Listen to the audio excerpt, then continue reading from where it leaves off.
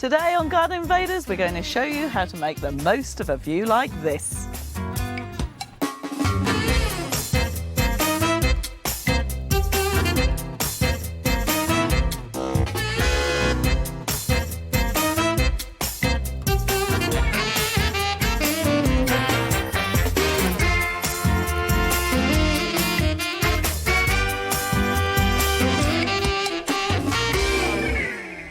You're very welcome to be here. I'm with Andy and of course the Invaders on the beautiful island of Guernsey, and we're here to resurrect a rather ratty garden that needs to be turned into the place to be at. Now, it's a fantastic day, it's a fantastic location. Of course, we've got a design, we've got some Garden Invaders here, we've got lots of materials, but we'll only have some plants if the garden owners can answer Charlie's tricky horticultural questions. Now, I have to say, I don't think this is the garden we're doing somehow, do you? This garden is done. I can't follow them. Okay.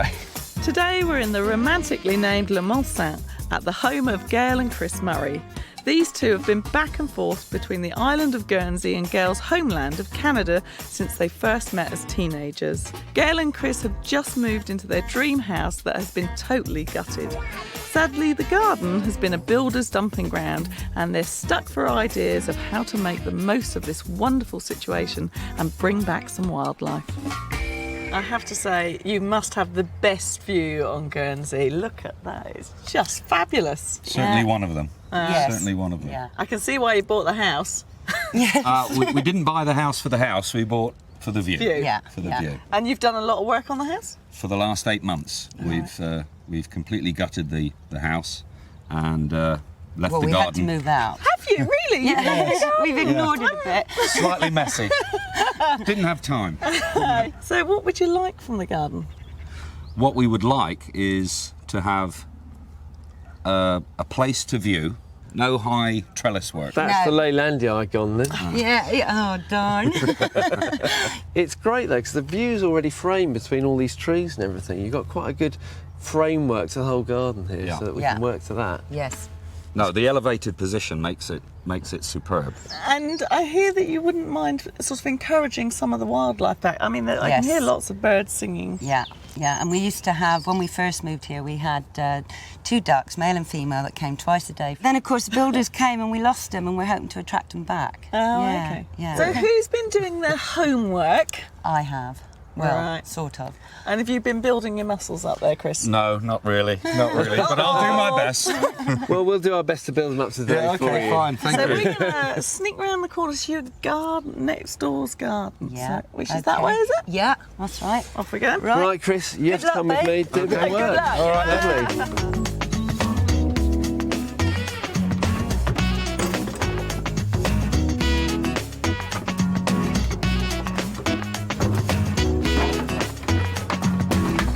So obviously, Chris, what we've got to do is really maximise the view here. So we're going to tackle this area of the garden over here, Okay. put in a nice circular decking against that Eleagnus hedge over there. Thanks, Sarah. We're going to rope in this side of the garden as well. So we're going to put a seating area over there against those plants so that can also look this way with the view, because the inland view is nice as well as the sea view. So we've got a circular deck there and a pool here. So that's going to reflect the sun and the clouds and everything as they scud across the sky. And in the middle, we're going to have a fire pit. So you can sit there in the evenings, it gets chilly, light the fire and admire the view. Now, you're going to be an invader for the day. Thanks, Carl. So there you go. If you can just get that on. Thank you. And the first thing we've got to do is to start clearing over here. All right, let's go.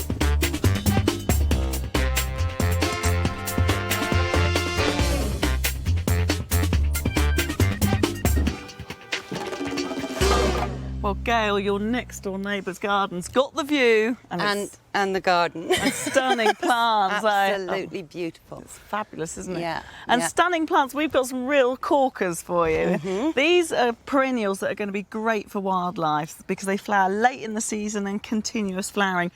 And then we've got flowering shrubs. Yeah. So they're really, and you recognise The bottle brush. bottle brush. Yeah, It's I great, think it's isn't it? beautiful. Not always 100% hardy at home in Right. England, but over here, no problems at all. It's going Yeah. to get quite big, so that's great. Lovely. And then we've got some nice herbaceous plants here, variegated, lots of flowers, and of course the achillea is great for butterflies and moths. Super. You can't be by the sea and No. not have some grasses. No, that's right. So they'll just add a little sort of accent to the garden. Yeah. And then some finishing touches over there. Of course, that's Chris's. Chris, yes, and he's had no pressure. Oh, right. None whatsoever. You've not given him a little chat or two. No, I wouldn't do that. Now, let me tell you a bit more about these. This first group of plants are going to be really good for attracting wildlife to the garden. This Gora's got these very long, elegant, graceful stems with lots of pale pink flowers on them. Right. Make quite a big clump, you know, spread about 1 metre. So nice, easy plant to look after.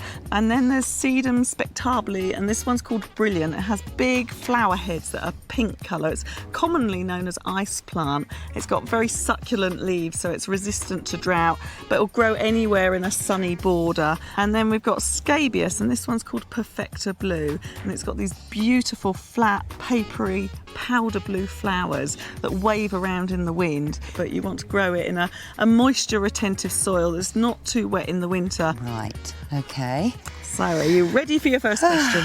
Yes. What is the name of the larval stage of moths and butterflies that mainly feed on all your garden foliage? Is it a pupa, a caterpillar, or a chrysalis? All right, I do know this, I think. I would say it's a chrysalis. No. Oh, no! A chrysalis is the next stage before it turns into a butterfly. Gail! Oh, you're Gail! an idiot! It's a caterpillar, isn't it, that eats all your foliage? The larval Oh, stage? yes, no, I was thinking of hanging from it. a leaf. That's afterwards. Never mind. Oh, well, then I didn't know that. You didn't want those, did you? Let's get the flowering shrubs instead. Oh, gosh.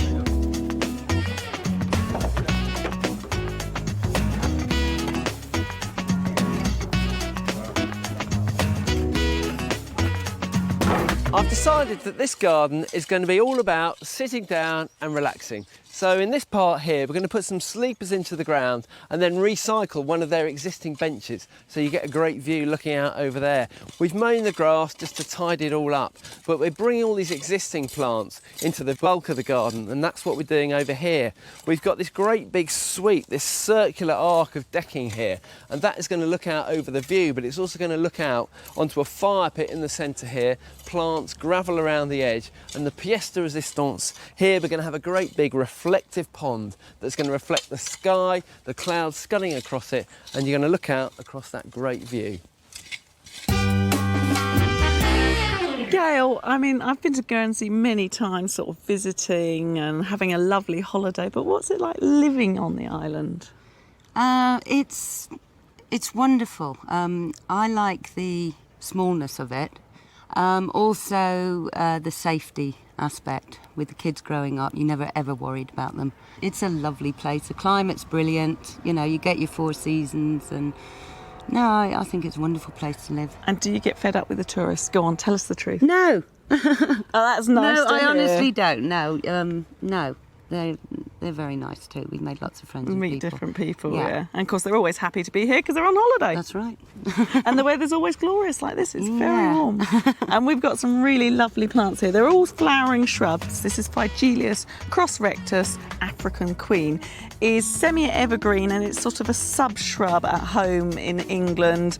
But over here, you'll find it will probably make a full-size shrub and be totally hardy. Then we've got Potentilla, and that's Potentilla tangerine. Potentilla's sort of semi-evergreen. Really easy shrub. You never get a real big splash, but there's always flowers on it. Great. And then we've got bottlebrush, callistemon, and you can see why it's called bottlebrush. You've got those fluffy red flowers. The leaves are very leathery, so it makes it very tolerant of drought. It comes from Australia. So nice bit of colour. Shrubs give a bit of structure to the garden. So we're going to have some positive thinking here, Gail. Yep. You're not going to get this one wrong. I'm not going to get this wrong. What name is given to the distinctive centre of a daffodil? Is it the crown, the trumpet, or the corolla? Oh, I think I know. I'm frightened to answer now. It can't be that bad. Right, It's sunny, so okay. whatever happens, we're having a nice Yes, time. we're having a wonderful time. Well, I would say it's a trumpet. And I'm wrong again, aren't I? No, you're right. Oh, thank God for that. Oh, thank you. Lisa! Oh, I felt a right Celebration, celebration. We got some plants, Lisa.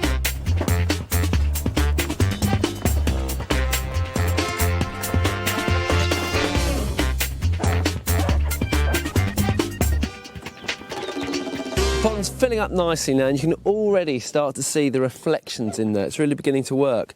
But you have to start putting water into this pond before you actually sort the liner out. You need to get the weight in there. That's going to pull it down into the corners and take any of the creases out. Then what we're going to do is to cut off all the excess liner on the top here, and that's all going to be hidden with these boards across the top. And then just to get a little bit of movement into the water, we've got this solar-powered pump. It floats on top of the water, plonk that in there, and then there's this little solar panel. Mount that wherever you want, facing the sun. The brilliant thing about this is that there's no other wiring, and so it'll just agitate the water, you get ripples moving across it, and it should look pretty good. Over here, the rest of the decking's coming on nicely. Now this is a deck with a difference. It's probably the most unusual deck that we've done so far, and the reason for that is that it's not made out of wood. Well, it is made out of a bit of wood, because this is actually made out of recycled carrier bags and sawdust from things like oak and hardwoods. So it's actually really strong. It's got a lot of the properties of wood. You can work it like wood, but it's not as slippery, and it will weather really, really well. But one other thing that's great about it is when you bang screws or nails into it, they just disappear into the wood. Put the nail in, bang it down like that, and you can't even see where it's been. So once this is all done here, it's facing the view, it's nice and curved as well, because I want this to sit into the landscape. And if we'd gone for a rectangular deck, I think it would have clashed with all of that fantastic view over there. Gail, this has got to be one of the hottest days on the island this year, I think. It's one of them. It's very Yes, warm. There's it no is. breeze today. No. It's starting to melt, I think. Yes. These are all herbaceous plants here.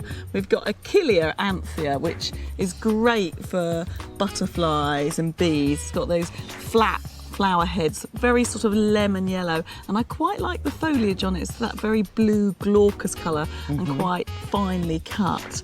And then that plant always reminds me of my grandmother's Phlox paniculata, and she had lots of different ones in the back garden. This one's quite unusual because it's variegated, so the leaves are very attractive, and then you've got those lovely tufts of pale pink flowers. And it's a great herbaceous plant because you don't need to stake it. The stems are quite stiff. And then this plant here is called obedient plant. And it's a great plant for children. The reason it's called obedient plant is because the flowers, if you push them, they stay where you push them to. Oh, yes. Which is great fun. Oh, and that's the flowers excellent. are really attractive. And as you can see, the bumblebees like it very much. He's very busy, this one, isn't he? Yeah. Right, here we go with question 3. Right. Don't look so worried. I'm not at all worried. Right, this is about soft fruit. A hybrid between a blackberry and a raspberry is named after the Californian judge who first bred it. Is it a bilberry, a cranberry, or a loganberry? I'd say it's a loganberry because blackberry's got lots of little berries on the berry. You know what I mean? Berry on You know berry. where I'm coming from? Yeah, loganberry, I'd say. Final answer? Yeah. Fantastic! Great! Well, I think you should go and relax in the shade. I'm going to take these obedient plants to Okay. hopefully a very obedient Andy. Right, thank you. So is it warm enough for you, Dave? Oh, warm enough. It's nice, isn't it? We've been is. sunning ourselves, winning plants. It's just that tiny bit too. You would not believe, Charlie. You've done a few gardens. I've never dug granite like this. It is absolutely solid. Bedrocks, yeah, just under there. Well, at least you won't need to firm it down then. No, it won't need whacking. Now, what's Mr. Sturgeon doing? I thought that's my department, water features. Sorry about that, treading on your toes with this, aren't I? You just wanted to play with the water because it's too hot. That's pretty much the size of it. It does all right though, doesn't it? Yeah, it's not bad for solar powered, is it? No, like this. It's coming on, isn't it? Once we've So got what a is curve it? down there, it'll be looking good. Well, it's this, it's plastic and wood. It doesn't look like wood, but it doesn't look like plastic either. I quite No. like it. I like the dull finish to it. Yeah, and apparently that'll lighten up as well, but it comes in a range of colours. You So get it does 4 different bleach? colours. Yeah, it will a bit, yeah. Fantastic, that's good. And we're going to have a fire pit in the middle there as well. So we can sit here. What, you mean it's not warm enough for you today? Well, once that sun's going a bit chilly. So Sea paddling breeze. pool. Yep. See, look, now don't stand in front of the solar panel. Chris, have you enjoyed all this work, mate? Well, I've done better things. I'd much sooner be down there, to be honest with you. But Yes, but come on, look, it looks great. It's fantastic. The sweep, the curve of that deck is absolutely fantastic. It sort of seems to sort of highlight the bay, doesn't it? It's almost a mirror image of it. Can't wait to get on it. And Let's sit there down and do nothing. And do nothing. Absolutely right. Well, you carry on working. I'm working really hard in there. I'm encouraging her with all her questions. You're not just having a chat and... No, us girls. right. No, we Okay. don't chat. We work hard. All right, we'll see you later.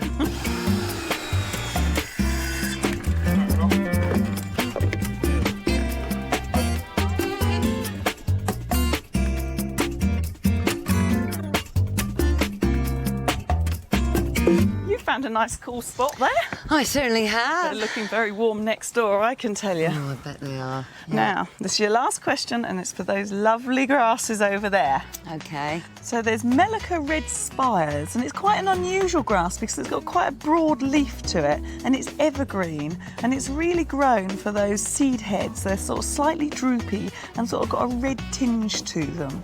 And then there's the Carex buchananii, which is quite a spiky, upright grass. I really like it, and it contrasts well with pebbles. Looks really good. And then we've got the last one is Stipper or Stiper, depends on how you pronounce it, tenuissima, and it's called ponytails, and it's got really, really fine foliage that makes a great big clump that sort of swirls on the floor. Now, this question is a horticultural question. Do you recognise that plant over there? No. Right, it's Cordyline australis, and it does really well in a maritime seaside condition. It gets very big because that's the same thing up there, which is now about 20 foot tall. But it has a common name, and out of these three, I want you to tell me which one's the right common name. Is it pom-pom palm, Torbay palm, or bell palm? Well, it doesn't look like a pom-pom. I don't know why they'd call it bell, but we went to Torbay once in our boat and it was full of palms. So I'm going to say Torbay. I don't know why you're so worried. You're right. Oh, fantastic. That's good. You got your grasses. It's no good swinging there. I've got a little project for you. Oh, right, Come on, okay. it's not all over yet.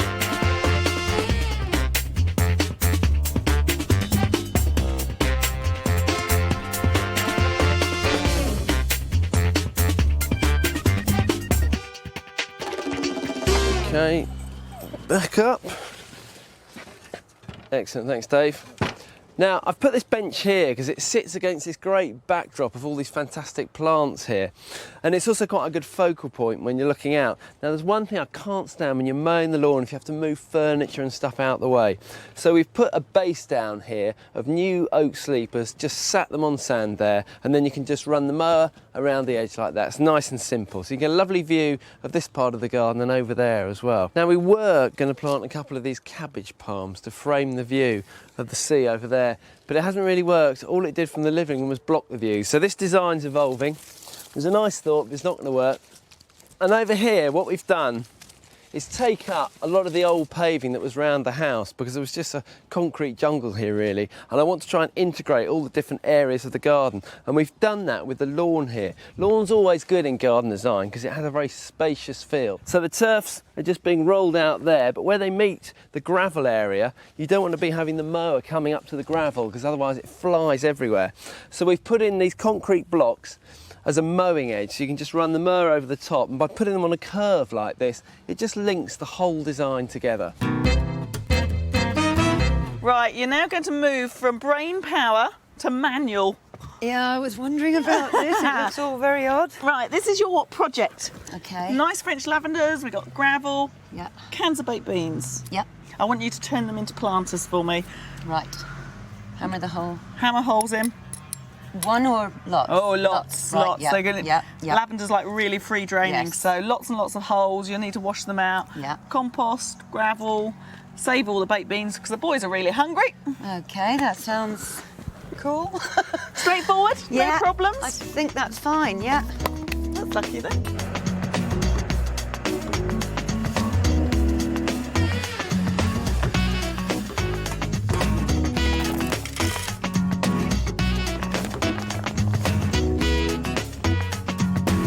Now we've got this beautiful stone trough. And the original idea was to plant it up, but there's no drainage holes in it. So we thought the best thing to do was turn it into a bird bath, because although we've got the big water feature over there, they're going to be treating that with chlorine to keep it crystal clear so it gives really good reflections of the sky, which won't encourage the birds. Whereas this will, because it's got nice sloping sides, and I'm going to put a few pebbles in so the birds can get in and out really easily.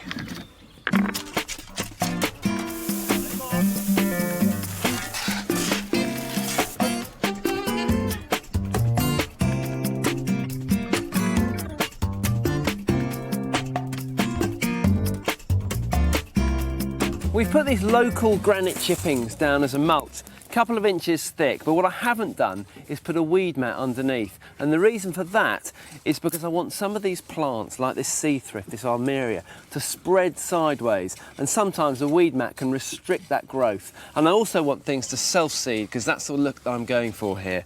It's a grey granite and it ties in with the grey decking there, and the whole sort of scheme has that colour. And then for contrast, we've used these Scottish beech cobbles that really show up against it, and they show up well against this bird bath too. Over here, the finishing touch, we've got a fire pit. Now this is great because at night, when it gets a bit chilly, the sun's gone down, you can sit on this decking and that will actually pump out real warmth. You can sit here and admire the view. So how's Gail doing with her funky planters then? She's doing very well, but I have to say she's getting a bit cheesed off with the beans. We said enough of them. Yes. I'm not surprised. What a view. It's great, isn't It's it? amazing. Look at that. And watching everyone else work too, that's nice, nice touch. We need a few more pots in the garden, I All right. reckon. So we've got all these alpine plants and these pots here. They'll do well, won't they? Yeah. Yeah? Should be perfect there. I know just the place for them. Right. So, So you want me to do some work now, don't you? yes, please. Okay then, well, as long as you're all working at the same time. All right, see you later. Alpines, oh, some of my favourites. Give the pots a bit of a brush off first, I think. When you're choosing plants for the garden, you shouldn't just think about individual plants. It's a good idea to think of plant combinations. Plants that not only look good together, but they also grow well together and like the same conditions. This is Stipa tenuissima. It's an ornamental grass, and after it's flowered, late summer, it has parchment-coloured stems. And it will also self-seed. The plant itself will live for a couple of years, but it'll just propagate itself, dot itself around in this gravel. And planted amongst it, I like to weave these through. We've got achillias, nice soft yellow colour, silvery foliage, and the thing about these plants, they both like sun and a well-drained soil. How you been going? Don't give up the day job, Charlie. Absolutely fine. It was dead easy, and Are you pleased? yeah, I am very pleased with it. I am. They look Yeah. very good. No, it looks smashing. Andy will be pleased, I'm sure. Well, that's you finished. Right. It's almost that time. Yeah, okay. Go inside, have a cup of tea, no peeking. No, right. I'm Okay, gonna that's take these fine. away. Thanks very much.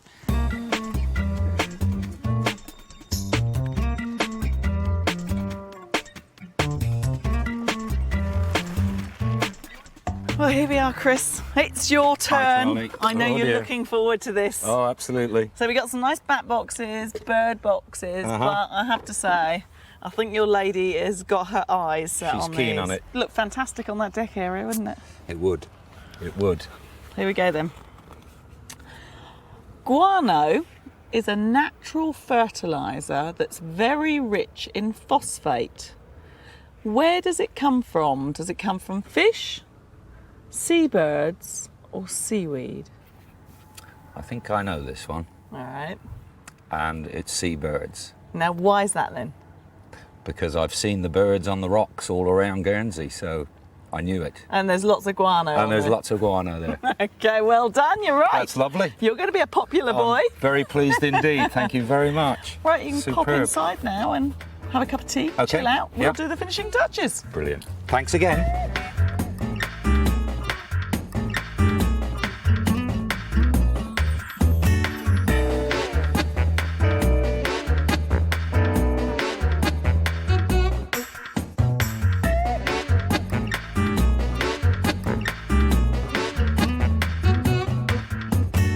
So what was the garden like this morning when we arrived? An absolute mess, an ex-builder's yard, just very untidy and nothing to it at all.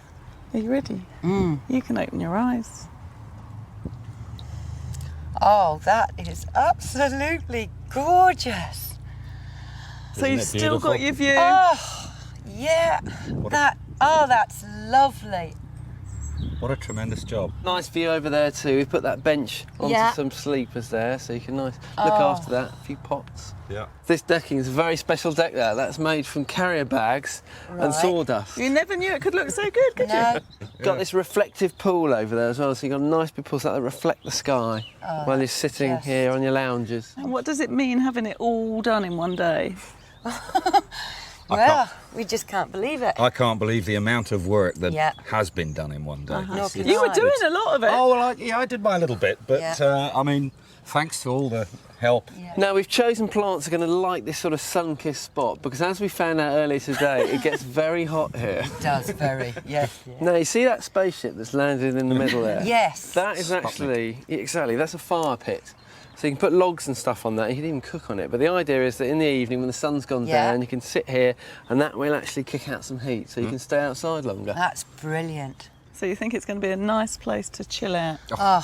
It's So you going to be definitely- even better than before. Well, enjoy the garden. We certainly very shall. much. Yeah.